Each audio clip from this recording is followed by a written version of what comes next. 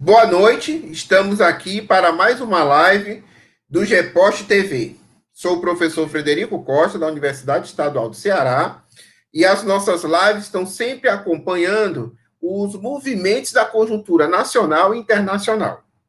Então, as nossas lives, para quem os nossos amigos e amigas, né, internautas, vão variar entre uma ou duas por semana, dependendo da urgência da temática, certo?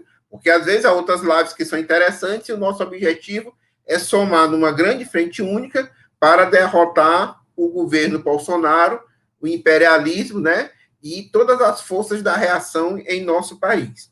Nós estamos aqui para discutir a seguinte temática: fascismo, né? É possível derrotar? Estou aqui com dois convidados, né, de peso. O professor Emanuel, que é sociólogo da Universidade Regional do Cariri, e o professor Érico Cardoso, né, que é historiador, certo? Para discutirmos essa temática. Como da natureza do nosso programa, nós discutimos as questões conjunturais, mas procuramos também ter uma fundamentação teórica e política, né, das tendências e das possibilidades da conjuntura. Então, nós estamos aqui no calor dos acontecimentos. Né? Foi liberado o vídeo da reunião ministerial, né, do Bolsonaro, né? Quer dizer, a reunião do ministerial da maldade da extrema-direita, certo? O que expressa mais uma crise dos de cima, ok? E, ao mesmo tempo, houve também uma reação, né, do general Heleno contra a tentativa do Supremo Tribunal de querer o celular do presidente da República. Inclusive, há uma ameaça velada, certo? Ou seja, não se respeita o Supremo Tribunal, né? O que é um mecanismo, é uma tentativa de insubordinação, né, do general, que não fala sozinho, né? Ele expressa a posição do governo e é da base de militar de sustentação, certo? Então, diante disso, eu queria colocar, porque isso é uma questão essencial. Nós tivemos no Brasil um golpe de Estado em 2016, certo? Um golpe de Estado que teve várias facetas, vários momentos. Midiático, né? Foi um golpe que foi implementado por meio da mídia, por meio do parlamento, por meio dos mecanismos da justiça, né? Mas se evidenciou como um golpe de Estado, né? Qual é a natureza, a essência de um golpe de Estado? A mudança do regime político, né? Para um regime muito mais autoritário, muito mais fechado, certo? Então, ocorreu isso, certo? Ocorreu que houve também uma concorrência também da mídia, também do Centrão, certo? Dos militares, para impedir a candidatura do Lula, né, que poderia derrotar a candidatura do Bolsonaro. E tivemos esse governo aí de extrema-direita, que é um desastre. Ao mesmo tempo, nós temos uma mobilização de massas reacionárias, quer dizer, o bolsonarismo se organiza como um movimento de massas. Comparando historicamente, isso se aproxima muito dos movimentos, né, vamos dizer assim, de extrema-direita de cunho fascista. Isso que acontece no Brasil, acontece no Trump, lá nos Estados Unidos, acontece na Hungria, acontece na Polônia, acontece na Suécia, acontece na Itália, acontece na Espanha, né? Movimentos de extrema-direita, né? Que tem por objetivo atacar a democracia burguesa, mas fundamentalmente atacar o movimento operário, o movimento popular, os movimentos sociais. Então, diante disso, eu queria fazer a pergunta, vou iniciar com o Emanuel e depois passar para o Érico, certo? A pergunta é a seguinte: podemos, ainda hoje, utilizar, para entendermos a realidade do Brasil e de outros países, a categoria de fascismo, né? Fascismo é uma categoria atual? E aí, por que eu estou...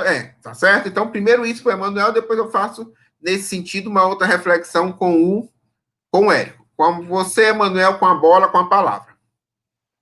Bem, existe uma controvérsia se o Atílio Boron e outros intelectuais levantam a tese que o fascismo foi um movimento datado da década de 30, europeu, né, que era nacionalista, estatizante, industrializante, praticava um nacionalismo exacerbado e, portanto, o fascismo, hoje, esse conceito não poderia ser aplicado até para o próprio Bolsonaro, né? Porque ele não seria nacionalista, apesar da retórica, né, nacionalista do Bolsonaro, que não está em consonância com a política dele. O problema é o seguinte, o fenômeno do fascismo, vou falar um pouco sobre as origens dele, né? O fascismo é um fenômeno típico do século XX, né? Há uma discussão onde ele teria começado, certo? Alguns dizem que ele começou lá nos Estados Unidos com o Ku Klux Klan, após a Guerra Civil norte-americana, né? Inclusive, o Hitler se espelhava muito nos Estados Unidos. Ele admirava muito as leis de Jim Crow, segregação racial, né? Na Itália, os Arditi, né, que eram as tropas de assalto, inclusive o Gabriele D'Annunzio ocupou o Fiume e ele iniciou aquele gestual fascista, né, na Itália, que o Mussolini depois vai copiar. E na Rússia tinham 100 negros, né, que era uma organização paramilitar que matava judeus, invadia aldeias de judeus, matava dirigentes do movimento operário popular, que inclusive foram condecorados pelo czar após a derrota da Revolução de 1905. E na Alemanha, os corpos francos, né? Também há uma discussão sobre isso aí. Ou seja, o fascismo é um elemento típico do século XX, né? Na etapa imperialista, monopolista do capitalismo, né? Os países que aderiram ao fascismo, né? A Itália foi o primeiro, foram países que chegaram tardiamente à divisão internacional do trabalho, né? Mas chegaram com muitas... O fascismo, ele toma o poder, colocando a necessidade de ganhar espaço, Lebensraum, né? De acordo com a geopolítica alemã, e conquistar matérias-primas e mercadorias para esses países que ficaram alijados da divisão internacional do trabalho e da partilha neocolonial do mundo, não é? Então, eu não considero que o fascismo seja algo datado. O Bolsonaro é fascista. A essência do fascismo, embora você tenha várias características, atuação de grupos paramilitares, né, apoiados pelo exército. O Hitler foi cabo do exército, era estafeta, né, recebeu até a Cruz de Ferro. O Mussolini participou da Primeira Guerra Mundial, mas foi do movimento socialista. A essência do fascismo é colocar a necessidade de exterminar as organizações da classe trabalhadora. Né? Tomar o poder para impedir que o movimento operário e popular se expresse através das suas organizações, liquidar qualquer autonomia e democracia operária. Então, eu acho que esse é o elemento central. O Paul Samuelson, né, ele caracterizava, que era um economista, ele caracterizava o Chile como um fascismo de mercado. Então, eu acho que querer dizer que no Brasil não há fascismo porque não há nacionalismo, eu acho que é um engano, certo? O Pinochet e os pinochetistas tinham muitos elementos de fascismo, né? E eram neoliberais extremados. Então, o Bolsonaro ele está mais próximo ao pinochetismo nesse aspecto, né? Mas coloca claramente que tem que expulsar a esquerda, torturar, matar. Esse é o programa dele, certo? Então, ele é um fascista. Hoje eu vi uma análise do Armando Boito Júnior dizendo que o governo é fascista, o regime não. Posso concordar com ele, certo? O Bolsonaro é fascista. Toda a sua intenção, apesar dele disfarçar, ele bate e depois, né, morde e assopra. Ele dizer que não, que é um democrata, mas Hitler também agia dessa forma. Mussolini da mesma forma. Então, Bolsonaro é um fascista, né, apesar de não ter mais o PSL, mas ele poderia ser caracterizado muito bem como fascista, né? E os seus militantes como protofascismo, né? Então, há um risco de golpe no país, né, patrocinado pelas hostes do Bolsonaro, né? Vamos lembrar que na Bolívia houve um golpe de Estado e houve um movimento fascista forte, inclusive o exército ficou só olhando, mas deu o aval, foi a polícia de lá que incitou o golpe, né, contra o Evo Morales. Então, há possibilidade, inclusive a Bolívia teve um movimento fascista muito forte, assim como o Brasil também teve um movimento integralista que era muito forte, né? Então, eu não acho que o fascismo é datado da Europa da década de 30. É possível fascismo nos países atrasados, né? Deixa-me ver aqui. Então, deixa-me ver. Eu acho que é um risco muito grande, certo? Por quê? Porque o movimento operário está caindo numa inação devido às suas direções. Foi agora que foi algo positivo, houve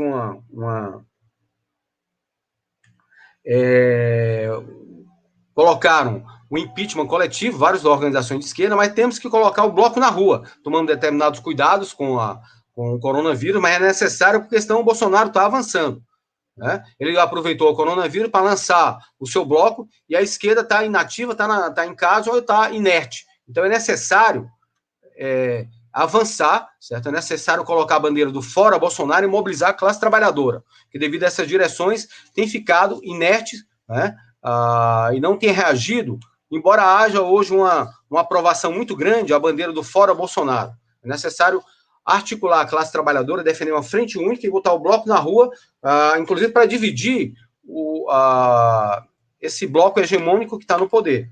Bolsonaro hoje, apesar dele estar mais fraco, mas ele está avançando, ele não ficou parado. E a esquerda está vendo isso aí, né, e não faz absolutamente nada. A não ser ação parlamentar, a não ser alguns programas na internet. É necessário sair dessa inação e puxar a bandeira de palavra de ordem fora Bolsonaro e mobilizar a população. Esse vídeo que o professor Fred citou é importante, porque coloca claramente quem é o Bolsonaro. Ele quer um golpe no país, ele quer cada vez mais se assenhorar do poder para implementar o seu programa. E ele é digamos assim, um serviçal do Trump. Né? Embora ele não é nacionalista, ele é pró-Trump, né? Mas ele coloca claramente a necessidade de enclausurar a classe trabalhadora, expulsar a esquerda do país, prender, torturar, matar, e isso, para mim, é fascismo. A não ser que alguém me convença do contrário. Certo. Muito obrigado, professor Emanuel. Aqui nós estamos com audiência, fala aqui, olá, Sávio, Francisco Oliveira, né, perguntando o que podemos fazer, Caleb, Tiago Silva, Nátia Lima, Raquel Bianou, Cirneto, oi, Cirneto. A Carla aqui que está nos dando apoio, o Francisco Lima Júnior, aí o reitor da Universidade Regional do Cariri. Um abraço. Quando passar essa nós vamos passar aí para fazer aqueles velhos debates, né, do curso de economia, tá certo? O Carlos Kleber, a Rita Cássia, né? Abraço para o Kleber também. Isso. Muitas perguntas aqui, tá certo? Em torno disso, né? Dessa questão, Vitor Marinho, do que fazer. No sentido, certo? Para a gente descobrir realmente o que fazer, a gente tem que também primeiro saber o que é. E, Érico, certo? Uma pergunta muito interessante. Geralmente as pessoas dizem assim, Bolsonaro não há tendência fascista no Brasil. O Emanuel já falou historicamente que não é uma questão datada, mas não tem bandos fascistas, ou seja, ninguém está aí com falanges fascistas, né? Fazendo como era aquele integralismo, a Nauê, a saudação do Hitler, nesse sentido. Não tem um discurso nacionalista, né? Não é fascismo porque tem que ser nacionalista, certo? Então, eu queria que você, pelo menos, colocasse qual é a sua opinião sobre isso, né? Qual é a característica essencial, quais são as determinações, para a gente dizer que é uma tendência fascista ou não, certo? E qual é a diferença, o Emanuel colocou essa questão de regime e tudo, qual é a diferença entre movimento fascista, Estado fascista e regime fascista, na sua opinião? Certo? Há um movimento fascista, o Estado brasileiro já é fascista, o regime é fascista, o que é que você pensa sobre isso, meu amigo? Obrigado. Primeiramente, obrigado, Fred, Carla, companheiro do GPost, pelo convite. Eu gostaria, primeiramente, assim, existiu sempre uma preocupação dos marxistas em não se confundir com os sociais-democratas em geral e os stalinistas, de que caracterizar qualquer movimento, qualquer figura direitista ou reacionário em geral como fascista. Né, porque caiu num determinado momento, o elemento fascismo foi usado para xingar, para criticar qualquer adversário da direita ou da extrema-direita. E o fascismo não é igual. Não é igual e não necessariamente tudo que é da extrema-direita é fascista. Né? Inclusive, por que isso? Né? Porque o fascismo ele nasce entre 22 na Itália, tem a Marcha de Roma, do Mussolini, e em 33 a ascensão do Hitler. Inclusive, a ascensão do Hitler foi bem mais pacífica, digamos assim, do que a própria marcha do Mussolini, né? E nesse período, desses 11 anos, de 22 a 33, existe um revolucionário russo chamado Leon Trotsky, das figuras que fez a melhor análise daquele momento do fascismo. Por que ele está dizendo que ele fez a melhor análise? Porque a social-democracia não deu muita importância ao advento do fenômeno fascista. E o stalinismo disse que a social-democracia, por crimes como, por exemplo, a execução de Rosa Luxemburgo, seria uma corrente social fascista, e o stalinismo estava nesse período de consolidação do poder, então ele estava num período, chamado terceiro período, de sua fase mais ultra-esquerdista, então ele dizia, o capitalismo chegou a uma fase em que toda expressão de poder capitalista é fascista. Então, num primeiro momento, o stalinismo, as correntes hegemônicas do movimento não sabiam lidar com o fenômeno fascista. Tanto é que o Hitler ascendeu ao poder pacificamente. E na Itália, apesar das experiências de Turim, dos conselhos operários, etc. e tal, também na Itália a esquerda não colocou, a classe trabalhadora, seus partidos não conseguiram organizar uma resistência à altura, né? Então, assim, primeiramente, eu queria trazer essa análise desse revolucionário chamado Leon Trotsky para a caracterização do que é o fascismo. Primeiramente, ele fez essa preocupação de dizer, nem tudo que da extrema-direita é fascista, né? Nem tudo. E o stalinismo dizia, o que é capitalismo é fascismo. Todas as organizações, todos os partidos capitalistas eram automaticamente fascistas. Mas o fascismo, segundo os stalinistas, segundo o PC alemão, ele não vai durar muitos meses no poder, né? Aí o Hitler ascende ao poder e dura de 33 a 45. Fica 12 anos, inclusive esmaga o Partido Comunista Alemão. O Partido Comunista Alemão, na década de 30, vai do sectarismo, que tudo que era fascista, e se opunha a uma frente única contra o fascismo, para na década a partir da ascensão de Hitler, um pouco mais, para propor a política das frentes populares, que era uma aliança sem limites de classe social, com a burguesia, qualquer ala da burguesia liberal, contra o fascismo. Então, ele sai do sectarismo para o oportunismo através de uma composição com a burguesia que vai ser conhecida na história como Frente Popular. Então, inicialmente, eu queria fazer esse preâmbulo porque era uma preocupação de delimitar-se com qualquer caracterização como caracterização de fascismo. E, particularmente, nesse período oportunista, não mais no período sectário, mas no período oportunista, o stalinismo usava a caracterização de fascista, de fulano de tal é fascista, e eu tenho que me juntar com o burguês liberal, o democrata, o progressista tal, que justifica essa união em torno do combate ao fascismo. Então, eu queria historicizar essa questão. Então, primeiramente, o Trotsky estuda esse fenômeno. Em 31, ele elabora a caracterização e o texto, o que é o fascismo, né? E ele diz assim, basicamente, que o fascismo é uma movimentação, é um movimento de direita com mobilização de massa, com demagogia socialista, que torna necessária a criação de um movimento ele faz uma demagogia socialista contra a plutocracia, contra os ricos, para fazer uma espécie de insurreição de direita contra os governos tradicionais que estavam em crise. Naquele período, a crise, lembrem-se, era a crise de 1929. Então, havia uma crise econômica muito grande, o fascismo diz, eu resolvo. Eu chego para resolver. Num primeiro momento, o Trotsky faz essa caracterização, mas ele deixa em aberto a seguinte colocação. Pode-se dizer, em certa medida, e é verdade, que uma nova classe média, os funcionários do Estado, os administradores privados, podem constituir tal base social do fascismo. Isso nós veremos no futuro e é uma questão que tem que ser analisada.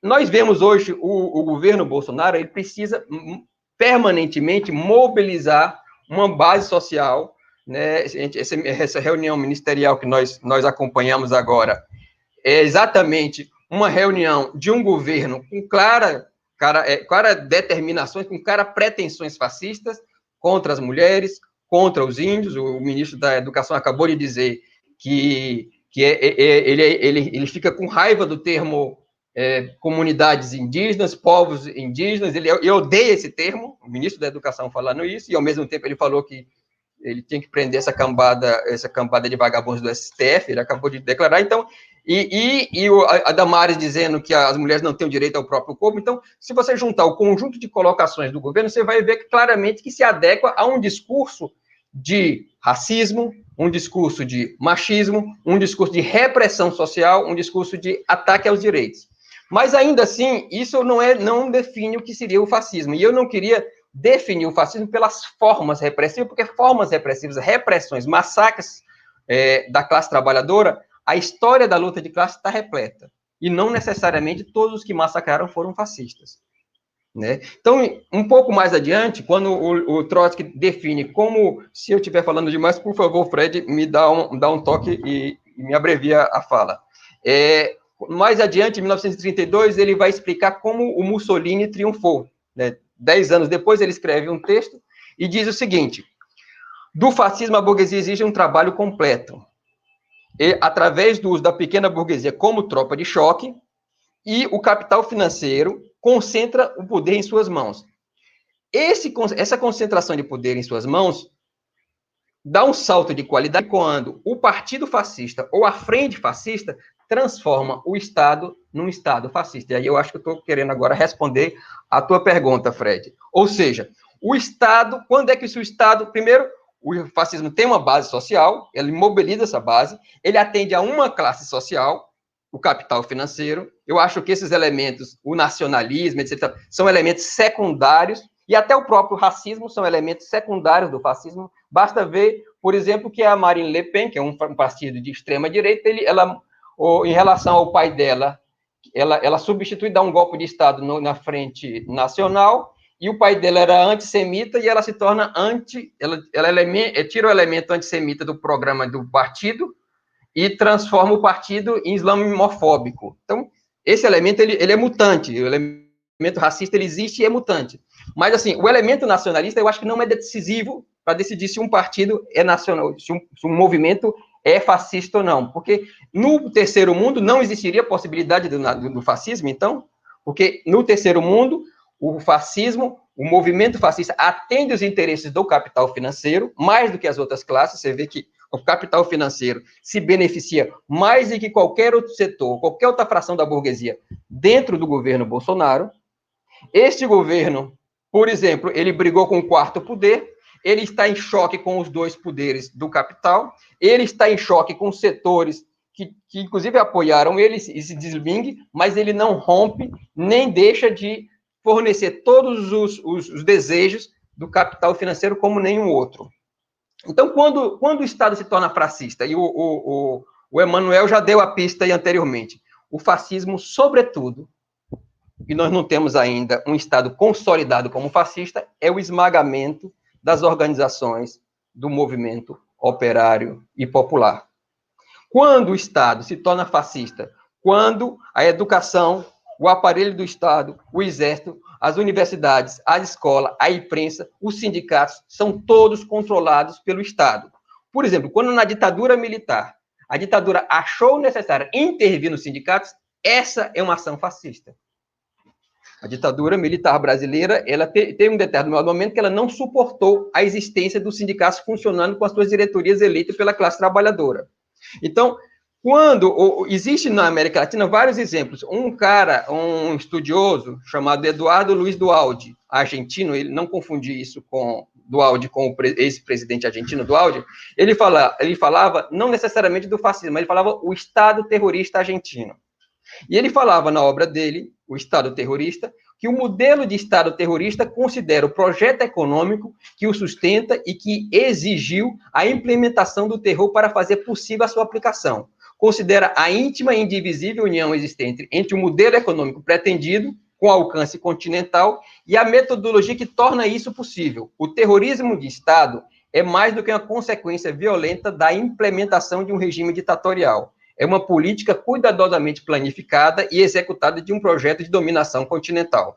Pois bem, nós temos um governo que atende ao capital financeiro, mas que não teve força ainda, apesar de ser militarizado, não é um governo militar, não é um regime ainda plenamente militar, os tanques não estão na rua, mas essa transição é possível de ser realizada e, se necessária, será se a classe trabalhadora não opor resistência. Por fim, eu queria dizer que ainda essas características de Estado fascista não se consumaram porque as determinações do nosso golpe de Estado, do processo golpista, foram o lawfare, foi a participação integral do quarto poder da mídia até o dezembro de 2018, no processo golpista, foi um golpe de Estado de características parlamentares. Então, até agora, o golpe evitou mostrar os dentes. É uma das características desse processo. Se necessário, ele vai evitar até o último momento, porque quando ele mostra os dentes, ou como acontece um desmascaramento, como numa reunião como essa, a instabilidade política aflora e talvez rompa-se o véu de que nós estamos ainda num regime democrático e não num regime ditatorial, rumando para outra coisa, que é uma ditadura do capital financeiro. Você acabou de responder a pergunta do nosso amigo Tiago Silva dos Santos, né, que tinha perguntado o seguinte: tinha como tratar mais sobre as características da massa bolsonarista, quem são os bolsonaristas e considerações de confronto ao bolsonarismo, né? Mais ou menos você definiu do ponto de vista superestrutural, né, a partir da base bolsonarista, que seria o governo bolsonarista. Mas depois você retorna mais detalhadamente a isso. Ia levantar aqui a bola com a companheira Raquel Bianot, que faz a seguinte pergunta, né? Vou passar aqui para o Emanuel. A questão do ressurgimento do nazifascismo diz respeito, penso, à construção de respostas à crise estrutural do capital. Então, me parece que temos que entender se essa estratégia fascista tem potencial para salvar o capital. Certo? Uma coisa muito obrigado pela pergunta, Raquel. É uma questão certa, né? Séria, né? Porque tinha um filósofo marxista, né, o Lukács, dizia que o ser humano é um ser que dá respostas. O bolsonarismo, essa tendência de extrema-direita, é uma resposta à crise, né, do capital, né, do capitalismo. E aí, como é que você coloca isso? Tem condições ou não? Né? Porque também tem uma questão muito interessante, que eu acho que é um elemento que pode ou não deter o avanço, né, desse projeto de extrema-direita, né, que é a questão da crise econômica. Né? A gente tem uma crise econômica, uma crise sanitária, né? Ok? Então, o que você acha disso? É capaz ou não? Quais são as possibilidades? Olha, eu acho que a colocação da Raquel está certíssima. Por exemplo, o fascismo foi uma resposta à crise do capitalismo. Né? O capitalismo teve a grande depressão que ocorreu em 29. O capitalismo teve grandes depressões. 1873, 1895, a segunda foi de 29, e o fascismo, quando surgiu em 19, ele era marginal, mas a partir de 28, né, e 30, o fascismo foi crescendo, né? Em 28, os fascistas tiveram 800 mil votos, em 30, eles tiveram, certo, uma votação estrondosa de 6 milhões de votos, foi um crescimento extraordinário. Então, o fascismo, ele foi possível na Alemanha, ele conseguiu tomar o poder, porque a crise na Alemanha foi uma crise profunda. O governo do chanceler Bruni aplicou uma política deflacionária, uma política hoje chamada de austericídio, que abriu o caminho, quebrou a classe trabalhadora, muita gente desempregada, né? Muitos ficaram desiludidos. A política como o Érico colocou, a política do PC era uma política divisionista, né? Ajudava até a direção do SPD, que era a social-democracia, a não unir a classe trabalhadora contra o inimigo central, que era o fascismo. O Partido Comunista Alemão, o KPD, chegou até a participar de um plebiscito para retirar o governo da Prússia, que era social-democrata. Qual era a ideia? Há muita semelhança, alguma semelhança, né, entre o que houve na Alemanha e o Brasil. Por quê? Os militares alemães, a burguesia alemã, nunca aceitou, né, a República de Weimar, porque tinha acordos coletivos de trabalho, os trabalhadores tiveram várias conquistas devido à mobilização fortíssima, à Revolução de 18, né? Então eles tinham organizações poderosíssimas, então a burguesia tinha que fazer concessões, mas elas não aceitavam esse estado de coisas. E os militares alemães não aceitaram a República de Weimar porque consideravam aquilo uma bagunça, né? Os trabalhadores nas ruas, agitando suas bandeiras com as suas organizações. Então, não é à toa que Hitler foi apoiado pelo exército alemão, né? Porque eles queriam o fim da República de Weimar. E quando a crise estourou, a crise de 29, né, eles aproveitaram o ensejo para o crescimento do partido nazista, né, apoiado pela grande burguesia alemã. A IG Farben, por exemplo, a Siemens, etc. Então, o fascismo, e aí porque nós devemos ficar alertas, né, ele cresce muito com a crise. Por que o fascismo venceu? Porque Hitler batia a mão na mesa e apontava uma direção para a saída da crise, coisa que a classe trabalhadora alemã não contou nem de um lado, da social-democracia, nem pelo outro lado, certo? Com o KPD, com o Partido Comunista Alemão. Então, o fascismo cresce também exatamente diante da confusão política na classe trabalhadora. Né? O exército alemão disse que apoiou Hitler, a burguesia alemã apoiou Hitler, quando viu que o Hitler fazia as provocações na sede da imprensa, na sede do Partido Social-Democrata, do Partido Comunista Alemão, e a classe trabalhadora não reagia à altura. Da mesma forma que o Pinochet, ele disse que viu que era possível o golpe, quando houve uma tentativa de golpe, a classe trabalhadora, com as suas direções, não reagiram à altura. Né? Então, o fascismo precisa ser combatido, é possível combatê-lo. Em 1920, houve a tentativa do golpe de Kapp, né? Porque o Bruni o chanceler, queria que se desfizesse os corpos francos, né, as milícias paramilitares. O exército não saiu em apoio ao governo, e quem debelou o golpe foi a greve geral que os trabalhadores alemães fizeram. Assim como o golpe que tentaram contra Getúlio, que ele deu um tiro no peito. Se a classe trabalhadora não tivesse saído às ruas, revoltada, porque levaram o Getúlio à morte, ali o golpe teria sido feito naquela época, em 54. Da mesma forma, em 61. Então, é possível, sim, vencer o fascismo, mas só devemos confiar nas nossas próprias forças e não ter ilusões que setores da burguesia vão ser antifascistas. Esses setores são os primeiros a entregar o poder, né, ao fascismo. Por exemplo, essa direita tradicional que está aí foi responsável pelo golpe e pelo próprio Bolsonaro. É tanto que o Rodrigo Maia está assentando sobre dezenas de processos de impeachment e não encaminha nada.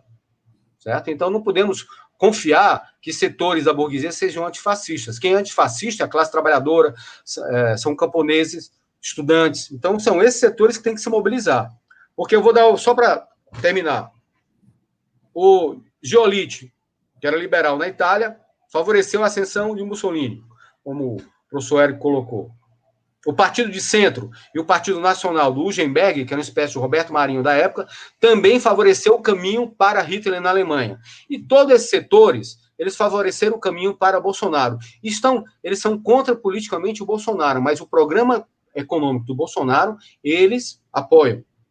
Tanto que o Tasso Gereissati disse uma vez que discordava politicamente do Bolsonaro. Agora, economicamente, ele concordava na íntegra com o Bolsonaro, né, com esse projeto antinacional, antipopular, né, de retirada de direitos dos trabalhadores. Então, eu tentei responder, eu acho que eu tentei responder, né, as questões. Eu não sei se deu para responder todas, né? Certo. O Maurício Oliveira, boa noite, Maurício, me manda a seguinte pergunta, Érico. O movimento proletário está letárgico. Como fazer para impulsioná-lo? Diante dos ataques brutais do capital aos direitos sociais dos trabalhadores brasileiros. E aí eu queria que você colocasse o seguinte, vou colocar isso aqui na atual conjuntura, né, no calor dos acontecimentos. Nós temos uma tensão, por exemplo, entre o núcleo do governo Bolsonaro e, vamos dizer assim, o Congresso, entre o Bolsonaro e o STF, né? Foi constituído, depois a gente vai discutir isso, vamos entrar nisso, o Ciro Gomes, né, já constituiu uma frente aí também contra o Bolsonaro, mas o centro, o núcleo, né, de resistência, que é o quê? Que são as massas trabalhadoras, né, os trabalhadores assalariados, os trabalhadores precarizados, as trabalhadoras do campo e da cidade, né. Então, houve uma entrada, eu considero, né, que foi um elemento positivo na conjuntura, né? Deu-se uma entrada agora do impeachment, né, pedido de impeachment, pelo que eu sei, de 452 entidades, né, e partidos políticos, certo? E queria que eu acho um passo importante, né? Porque um passo importante em que sentido? Porque você coesionar 452 entidades é uma coisa interessante, né? Outra coisa, são entidades do movimento social, do movimento operário, do movimento popular, ok? Agora, esse passo, como é que esse passo da busca do chamado impeachment popular se combina, e com isso que o Maurício colocou, né? Com a superação, vamos dizer, dessa letargia, né? Acho que nós não somos adivinhos, né? mas quais são as tendências, né? Eu queria que você também identificasse isso, né? Porque começa a surgir de maneira molecular, como houve o movimento dos enfermeiros, das enfermeiras lá em Brasília, como houve o embate, né, da torcida do Corinthians contra bandos bolsonaristas, também com torcida do Internacional contra isso, também em outros locais, né? Então você sente isso, agora de forma organizada. Você nota alguma tendência? Como é que se coloca essa questão do impeachment popular, com a mobilização popular, né? Aí depois nós vamos colocar mais adiante com as estratégias de superação do fascismo, né? De combate ao fascismo. Ok? Ok. Primeiramente, eu acho que a gente tem que colocar a coisa do ponto de vista de classe, né? E eu queria continuar aquela construção. Vou responder ao Maurício, eu até agradeço a pergunta que botou a bola no pênalti aqui para a gente fazer um arremate bom da situação. Primeiramente, eu vou continuar naquela construção do aprendizado que nós tivemos.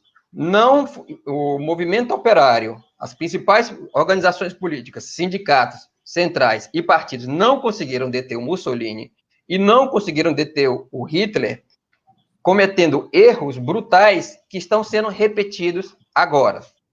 Quais erros? A social-democracia acreditava que o fascismo seria detido por a social-democracia, o Partido Socialista, o Partido Social-Democrata Alemão, acreditavam que o fascismo seria detido pelos próprios instrumentos do regime. O regime teria instituições fortes. Olha como a frase é repetida historicamente. O regime teria instituições fortes suficientes, no caso hoje o STF, o Congresso Nacional, que deteriam o avanço, o ascenso do fascismo. E assim pensava a social-democracia, ou seja, a social-democracia acredita na força da democracia burguesa para deter a reação do capital financeiro sobre o conjunto das massas e sobre a própria democracia, quando ela quer estrangula. O capital financeiro, quando ele precisa, e nós estamos numa crise econômica mundial, ele estrangula as condições de vida das massas. E estrangula também a democracia burguesa, primeiramente. Então, primeiramente, banir, criticar, combater, derrotar essa concepção da crença de que nós vamos, junto com o Rodrigo Maia, junto com o STF, conseguir derrotar o que o Rodrigo Maia e o STF construíram, que foi esse processo golpista. Você não pode se aliar com o diabo ou com o Mourão para combater o chifre e o rabo do diabo. Seria o bolsonarismo. As partes demoníacas, as partes bestiais, a bestialidade do diabo, ela não resolve o problema do diabo de conjunto, que é um objetivo. Qual o objetivo? Dar 1,3 trilhões de reais para o capital financeiro. O objetivo central é um objetivo de classe. Não é ser repressivo, não é ser feio, não é ser malvadão em si. É resolver, atender, não é resolver problemas, é aumentar e criar um novo ciclo de acumulação para o capital. Ponto 1. O outro elemento que nós temos que combater se nós temos que combater dentro do movimento operário o oportunismo que acredita na força das instituições do regime democrático burguês para deter o fascismo, nós também temos que combater a política do social-fascismo, que é a política sectária que diz que nós não temos, nesse momento grave que nós estamos passando, de unir todas as organizações do movimento operário numa frente única operária para derrotar o fascismo. A política do PC também não funcionou porque ela dizia, como hoje agora, algumas organizações de esquerda, olha, o PT faz parte do golpe, eu não reconheço o golpe, não houve golpe, apoia, algumas organizações de esquerda, no final das contas, apoia a própria Lava Jato contra a corrupção do PT. Então, essa política do social fascismo, que é a política da extrema esquerda, que sequer caracteriza que houve golpe, ou que, no final das contas, imputa só a social-democracia, no caso, só o PT, a consequência desse processo golpista e não entende a ação do imperialismo, a ação da extrema-direita, a ação do capital financeiro nesse processo, essas duas tendências, tanto o oportunismo de acreditar no regime político burguês como anteparo para o fascismo, quanto o sectarismo de não reivindicar uma frente única, e aí você falou desse manifesto que acaba de sair, uma frente única contra o bolsonarismo, essas duas tendências têm que ser derrotadas pela luta política no interior do movimento operário. Quer fazer com esse manifesto das mais de 400 organizações reivindicando o impeachment exclusivamente do Bolsonaro? Esse manifesto, nós reivindicamos a derrota do Bolsonaro, temos que fazer essa frente única para derrotar o Bolsonaro, mas esse manifesto é insuficiente, por 2 motivos. Primeiro, ele não quer a derrota da chapa, ele quer a derrota apenas do presidente, deixando o Mourão livre do impeachment, deixando o conjunto do governo que defende, por exemplo, o Mourão defende o fim do 13º. O Mourão defende o congelamento e a redução do salário do funcionalismo. O Mourão defende tudo que o Bolsonaro defende, economicamente falando, e posa de mais sensato. O objetivo central de um governo fascista é atender aos interesses de uma classe social, não é ser malvadão, como eu já acabei de dizer. Portanto, esse manifesto ele tem 2 limitações profundas. A primeira, nós temos que lutar para destituir o conjunto do governo bolsonarista. A segunda, essa destituição não pode ficar na mão do STF e do Congresso, que agora o Centrão faz um novo acordo com o Bolsonaro. Essa destituição tem que ir para a rua. O impeachment do conjunto do governo tem que ir para a rua. E, portanto, essas 450 organizações têm que chamar a massa de trabalhadores do movimento popular, do movimento estudantil, que essas organizações organizam, dirigem para as ruas sob condições de preservação da saúde, ou seja, tem forma de fazer um movimento de massa, tem forma de organizar, mesmo sob a pandemia, de proteção social, de um certo distanciamento, mas um protesto organizado, como os enfermeiros fizeram lá em Brasília, e essa mobilização social pode dar um rumo diferente. Se o impeachment ficar apenas num pedido, numa carta assinada por um bocado de organizações, ela vai funcionar como um cheque em branco para o Mourão. No dia que o Mourão precisar se livrar do Bolsonaro, e o conjunto da cúpula da burguesia, STF, Congresso Nacional e a fração do Executivo, que precisar se livrar do Bolsonaro, vai usar isso para resolver um problema na cúpula e para dar uma estabilidade a essa política que ataca o conjunto da classe trabalhadora. Para concluir, além dessa mobilização de massas, além de o impeachment ser do conjunto do governo, a derrubada ser do conjunto do governo, e a gente lutar para que os militares voltem aos quartéis e que para se dê uma alternativa de governo dos trabalhadores, mais uma coisa, as manifestações, elas têm que ter uma defesa, elas têm que ter uma autodefesa, para que não aconteça como aconteceu com os enfermeiros, que estavam as enfermeiras manifestando-se e os bolsonaristas empurrando, insultando. Então, as organizações sindicais, essas 450 organizações também têm que chamar a mobilização de massa e preparar a autodefesa dessas manifestações, como fizeram os Corinthians, a torcida do Corinthians, como fizeram a torcida do Internacional no Rio Grande do Sul, para que essas manifestações sejam garantidas contra a massa fascista, contra a massa bolsonarista, contra os 300 bolsomínios que não querem permitir que os trabalhadores, que as vítimas desse governo protestem, ocupem as ruas, porque as ruas são do povo, não são dos bolsominions, não são dos fascistas, não são de uma tendência que é antipopular, que está levando o Brasil a uma tragédia humanitária aguçada através da pandemia e dessa política criminosa do Bolsonaro. Obrigado, Érico, né? E aqui tem várias perguntas com essa temática, né? O que fazer? O que fazer? Como mobilizar os trabalhadores, né? Como é a pergunta do Caleb, né? E aí eu queria fazer a pergunta para o Emanuel, uma questão que é importante e é delicada, né? Que foi que o deputado federal Freixo, né, do Rio de Janeiro, recentemente desistiu de sua candidatura ao governo do Rio de Janeiro, né? Uma candidatura que teria possibilidade de derrotar, né, a direita e a extrema-direita no Rio de Janeiro. O Freixo é um deputado nacionalmente reconhecido pelo combate às milícias, né, o que lhe valeu a perseguição, né, inclusive perseguição pessoal, ameaça de morte e tudo. E o interessante é que o Freixo alega renúncia em defesa, isso é importante, de uma política de frente ampla, certo? Então, com a coragem que lhe é peculiar, né, ele diz, olha, a questão é a seguinte, o inimigo principal é o bolsonarismo, E para derrotar o bolsonarismo, nós temos que fazer uma frente ampla. E no vídeo dele, né, que foi publicizado, ele diz claramente, né, ele fala isso, né? Meu amigo Ciro, e nós somos cearenses, né? Eu, o Érico e o Manuel, a gente quer dizer que o Ciro não é nosso amigo, a gente conhece muito bem a oligarquia Ferreira Gomes aqui no Ceará. Mas eu queria fazer a pergunta disso, né? Pode ser, o Ciro pode ser ruim aqui, mas nacionalmente, numa luta contra o fascismo, né, contra o bolsonarismo, seria progressivo ou não. Então, eu queria que o Manuel colocasse isso, né? Realmente, né?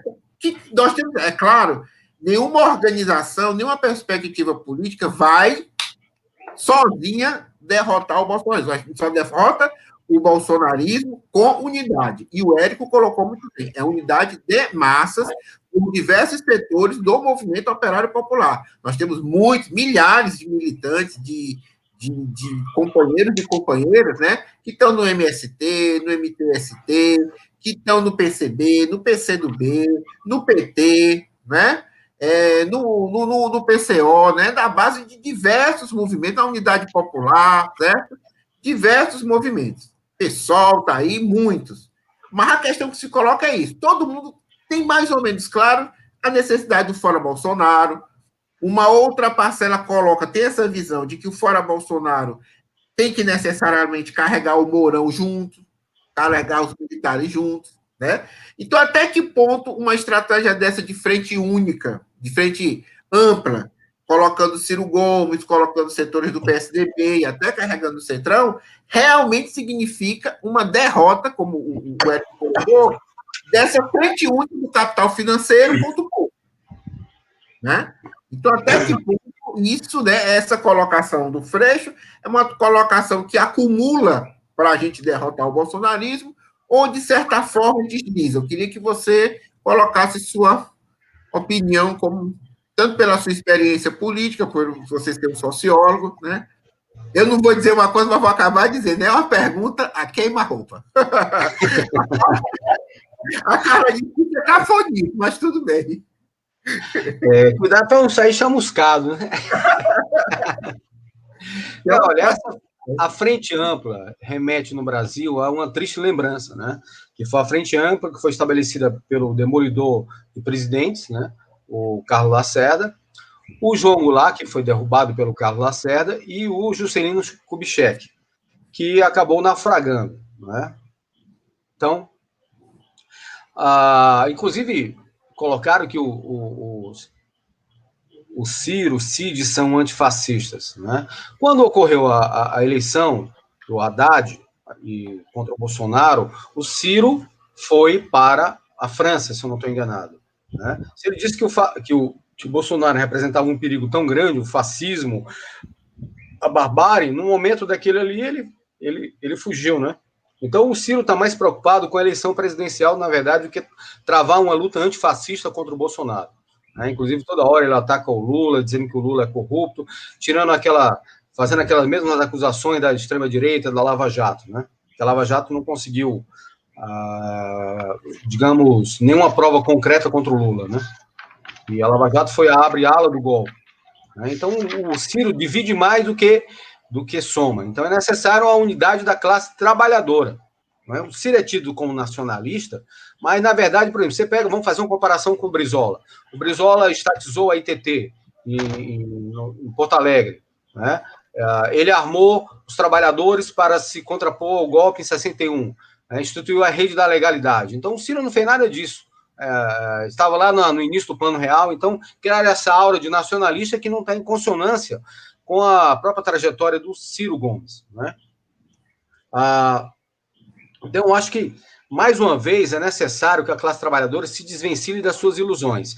Esses setores que estão aí não querem uma luta real contra o Bolsonaro, querem discipliná-lo e depois fazer um acordo com ele. Como eu disse, historicamente, os liberais acabam, certo, abrindo espaço, no momento mais acentuado da luta de classe, ou de uma crise mais profunda, que essa crise está se aprofundando, né, para o fascismo. Então, não podemos confiar nesses setores, nós temos que confiar nas nossas próprias forças, né, e não cometer outro erro histórico em, digamos, depositar esperanças no Rodrigo Maia, no DEM, no PSDB que apoiou o Bolsonaro, né? E que agora estão fazendo um jogo de cena dizendo que são contra o Bolsonaro, mas quando na realidade não são, né? Votaram todos esses pacotes aí contra os trabalhadores no Congresso Nacional, né? Esse plano real foi um plano que desnacionalizou o país, privatizou a economia brasileira, né? Tornou o país mais vulnerável à economia internacional. Então temos que confiar nas nossas próprias forças, né?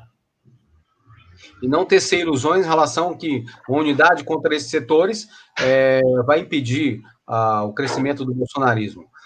Foi positivo, como eu disse, a colocar essa ação, né, de diversas entidades contra o Bolsonaro, impeachment, mas é necessário colocar o bloco na rua. Só a mobilização, só a ação direta é que vai impedir o golpe, né? Não vai ser só proclamação no parlamento ou fazendo, digamos, alguns programas que será possível derrotar o Bolsonaro. É necessário, o Bolsonaro não vai cair, dificilmente ele cairá de podre.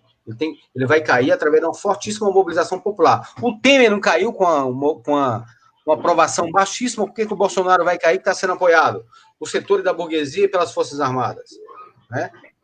Então, não há uma lógica nisso aí, né? Inclusive, o PT saiu tardiamente para chamar o impeachment, né? Até o próprio Ciro estava fazendo uma crítica em relação a isso. É necessário, o PT tem a CUT, tem o MST, né? Tem diversas organizações, é necessário unir toda a classe trabalhadora e lutar efetivamente contra o Bolsonaro, porque se o Bolsonaro consegue o seu intento, o seu objetivo, que é conseguir implementar um golpe no país, nós vamos ter um massacre da classe trabalhadora em todos os planos, econômico, social, político, e vai haver muita repressão, morte, prisões, e é isso que nós temos que evitar. Esse filme nós já vimos, então é necessário agir o quanto antes, aproveitar que os setores da burguesia estão divididos para dividi-los ainda mais, e passar o nosso movimento, né? Fazer uma fortíssima mobilização que incida sobre o Congresso Nacional, mostrar a cara da classe trabalhadora e a sua mobilização através das suas organizações. É isso que é fundamental. Deixa eu ver aqui. Não é? Então, acho que isso é o que é fundamental. E outra coisa, não podemos pensar em calendário eleitoral nesse momento. O fundamental agora é a luta, né, contra o bolsonarismo, contra esse projeto econômico de lesa pátria. Isso é o que é fundamental. Eu acho que isso é o mais importante. O Bolsonaro poderia cair, vamos colocar hipoteticamente, né? Se o Guedes for retirado, que a burguesia dá apoio, muito apoio ao Guedes, esse projeto, né? De dar prosseguimento à austeridade, a privatizações, e o próprio Guedes disse, acabou a pandemia, mesmo assim eles não pararam. Na própria pandemia já estão aprovando congelamento de salário de servidores, Bolsonaro tem uma reunião com governadores e em troca de apoio, entre aspas, né, o verdadeiro apoio que o Bolsonaro deu foi aos brancos, como o Érico falou, 1 trilhão e 200 bilhões de reais, né, contra uma merreca que ele deu aos trabalhadores, e a segunda parcela ainda vai ser dada, né, eles estão ainda pensando qual seria o montante, mas eles estão salvando os grandes bancos. Assim como nos Estados Unidos, 2/3 do dinheiro foi dado ao setor financeiro e 1/3 aos trabalhadores. Então, a burguesia está querendo salvar as suas empresas, o mercado financeiro, em detrimento da classe trabalhadora, né? Eu acho que isso é o que é fundamental, a análise de classe, né? E não tecer ilusões, como o professor Érico falou. Qual foi a ilusão na Itália? O Partido Socialista Italiano pedia que o Estado combatesse as milícias do Mussolini, né? Da mesma forma que a social-democracia, o SPD alemão, teceu ilusões que o Hindenburgo e o Brüning iriam barrar o fascismo, o nazismo na Alemanha. E o resultado foi um desastre, um fiasco completo. Não podemos cair nesse mesmo erro histórico, né? Que será nefasto para as universidades, para os camponeses, para a classe trabalhadora, para as mulheres, para os negros, para o movimento LGBT. Então, é fundamental, certo, confiar nas nossas próprias forças e sair às ruas para mostrar que os trabalhadores não aguentam mais esse governo, certo? Fazer crescer um movimento contra o Bolsonaro. Obrigado, Emanuel. E já vamos partindo para os finalmente, certo? Então, vai falar agora o Érico e depois o Emanuel para encerrar, certo? Nosso programa, em média, tem 1 hora. Temos aqui uma pergunta que é do Moreira Firmino, né? Faz a seguinte pergunta: como vocês entendem aí o recado do general Heleno? Certo? Aí, para o nosso amigo Érico comentar. certo? Como é que entende isso? Quais são as possibilidades? Porque num período de crise que nós vivemos, cada dia muda, né, a correlação de forças, né? Eu, pelo menos, percebo o seguinte: nós temos um bloco do núcleo do governo Bolsonaro, tem um centrão, tem o Ciro Gomes, e uma coisa interessante, né, que até foi lembrada pela Francisco Oliveira aqui, né, e pelo Caleb, que é o Ciro Gomes e a Marina, né, que quer formar um outro bloco, certo? E tem um bloco do movimento aí Operário Popular, dirigido pelo PT e pelo PCdoB. Eu só queria colocar uma opinião, ver se o Érico concorda. Quando o Ciro Gomes, e a Manuel também, quando o Ciro Gomes, certo? Ataca o Lula, né? Ataca a Lava Jato, com os argumentos da Lava Jato e tudo mais, não é só a pessoa do Lula, né? Porque, de fato, já que, veja, todos esses setores, governo Bolsonaro, Centrão, esse bloco aí do Ciro e da Maria, querem mostrar serviço para o capital financeiro. Então, quando eles atacam o Lula, as direções, atacam o MST, atacam os indígenas, certo? Eles estão dizendo o seguinte, ó, nós queremos servir a vocês, nós temos uma alternativa, certo? Para servir ao capital financeiro, né? Então, nessa perspectiva que todo ataque ao Lula, independente da divergência que tenhamos com a estratégia do Partido dos Trabalhadores, do PCdoB e de outros setores desse bloco, né? Mas, como acho que foi frisado pelo Érico e pelo Emanuel, o objetivo desse movimento de extrema-direita é destruir as organizações dos trabalhadores e das trabalhadoras, né? Quer só defenestrar o Lula, né? Quer o quê? Quer destruir a CUT, quer destruir a Colutas, quer destruir o MST, quer destruir os nossos sindicatos, né? O sindicato da URCA, o sindicato da Universidade Estadual do Ceará, o ANDES, é isso que quer fazer, certo?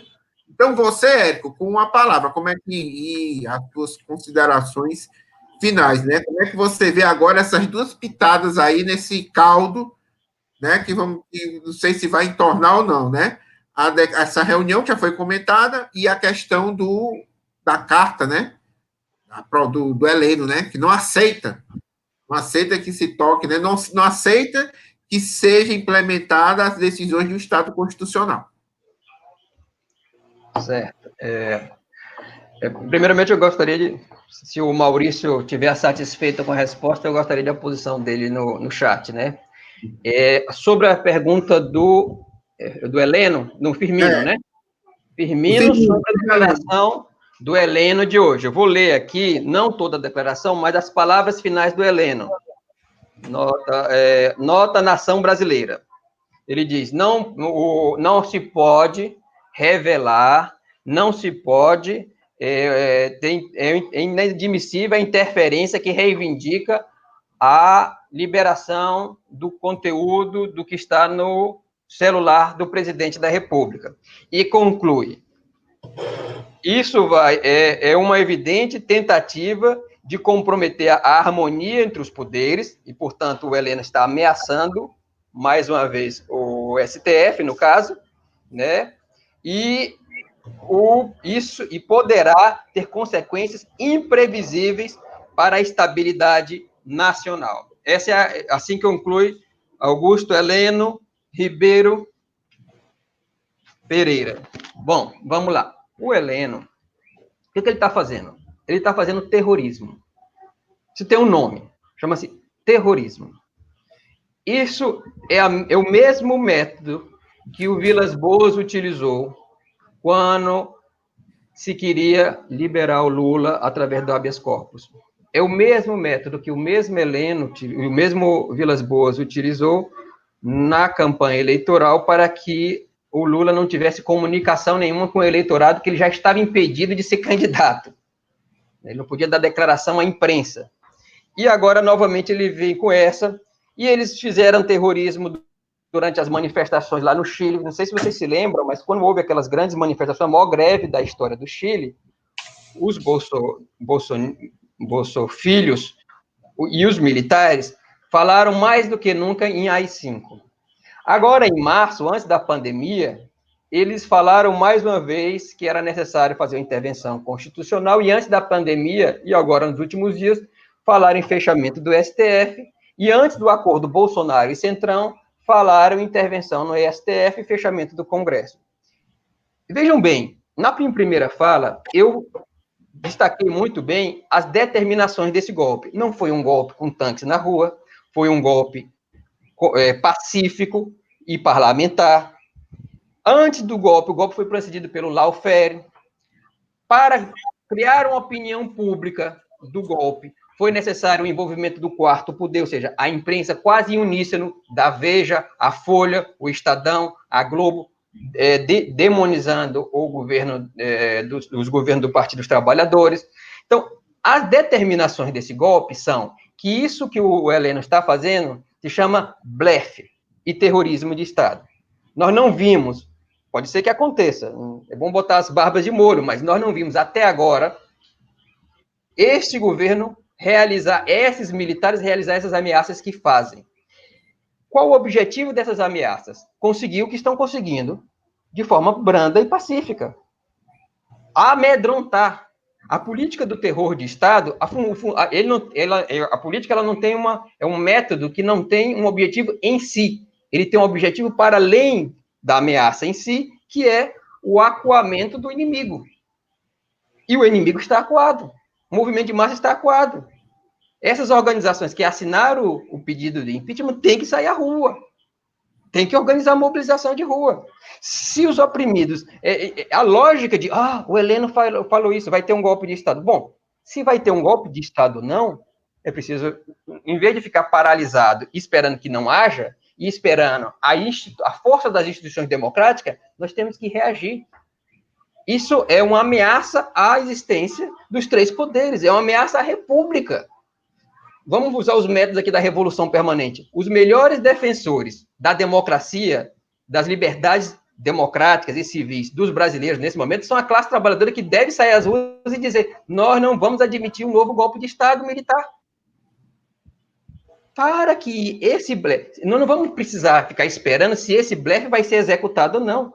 As organizações de trabalhadores têm que ir às ruas para derrotar essa ameaça. Derrotar, blefe ou não, isso tem que ser derrotado.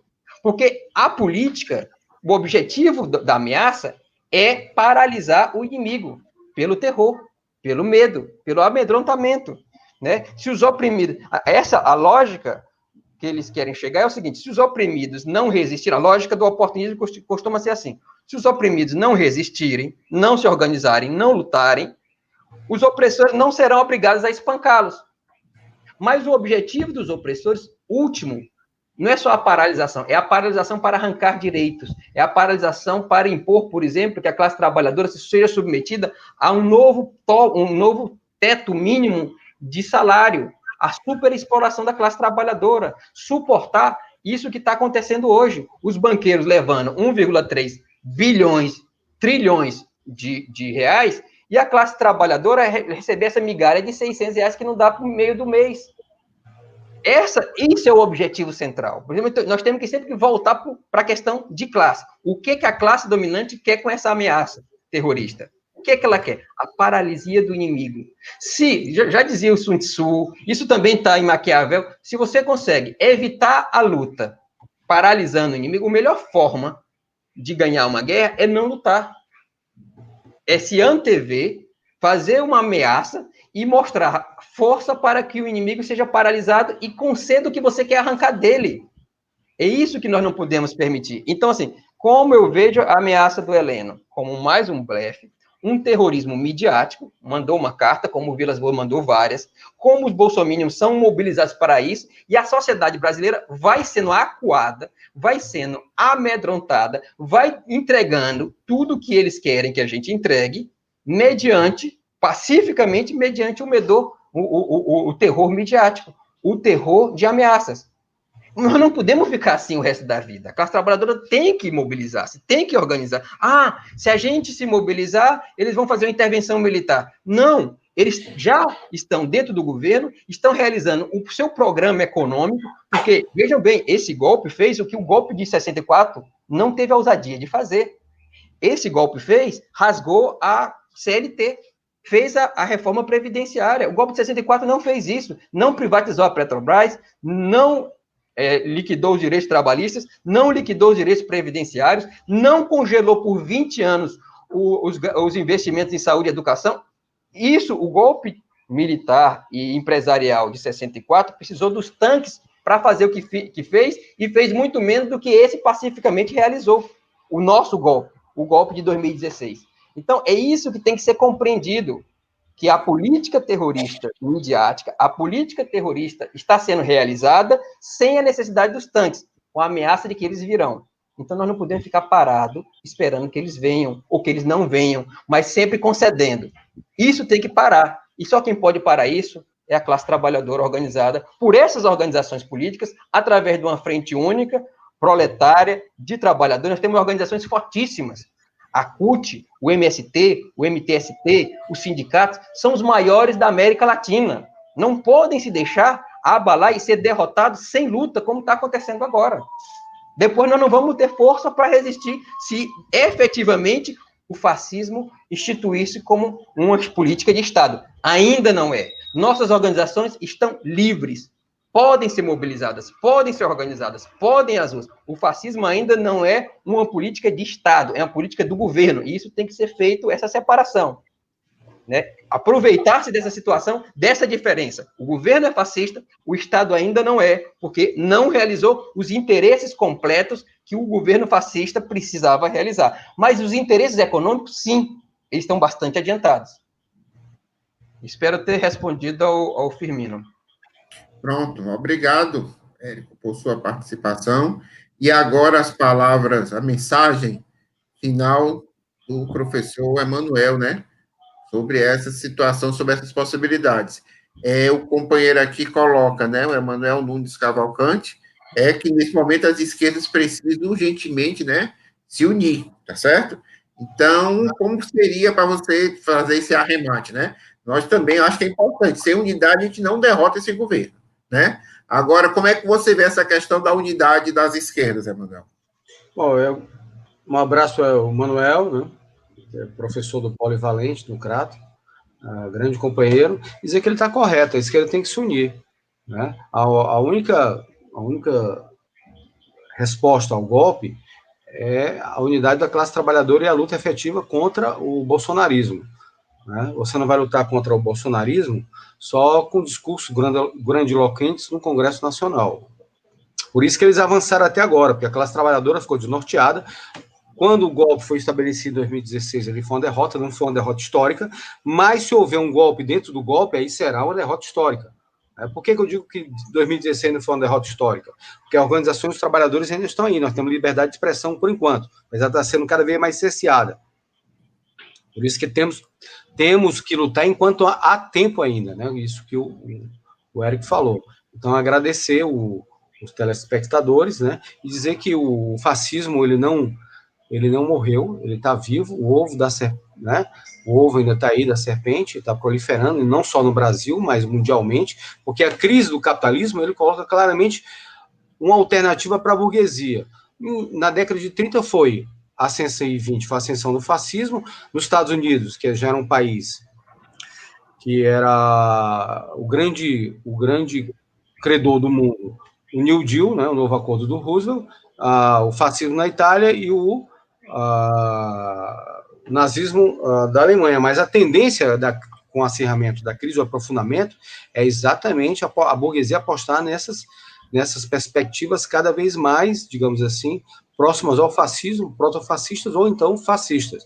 E o Bolsonaro é um fascista, então nós temos que nos unir, temos que ir às ruas e lutar contra o bolsonarismo, derrotá-lo nas ruas. Não vai ser possível derrotar com frente ampla, né, e através do parlamento. Tem que ser uma derrota que será feita nas ruas através da unidade da classe trabalhadora. Essa é a lição que a história mostrou para a gente. Ótimo, obrigado. Acho que foi um excelente debate, né? Eu queria só ilustrar, historicamente, o fascismo sempre foi derrotado, né? O Mussolini terminou pendurado de cabeça para baixo. Hitler terminou suicidando-se, morreu como um rato, né? Morreu na sua toca, se envenenando, né? Se envenenou e deu um tiro, né? Também o Salazar teve um ataque e o seu herdeiro, depois do ano, 2 anos, também caiu, né? O Franco também, depois do franquismo, foi derrotado na Espanha. Mas a questão eles poderiam ter sido derrotados antes, né? E nós não queremos, né? Aqui também a ditadura militar foi derrotada, né? Nós fizemos parte da geração que derrotou a ditadura militar, certo? Os generais foram postos para ficar na reserva de pijama, mas foram 21 anos, certo? De destruição, de massacre sobre a classe trabalhadora. Então, hoje, é possível nós evitarmos o que foi o nazismo alemão, né? Que levou quase 80 milhões, o assassinato de 80 milhões de pessoas, né? Se somar os que morreram no campo de guerra e os que morreram de fome de outras formas, né?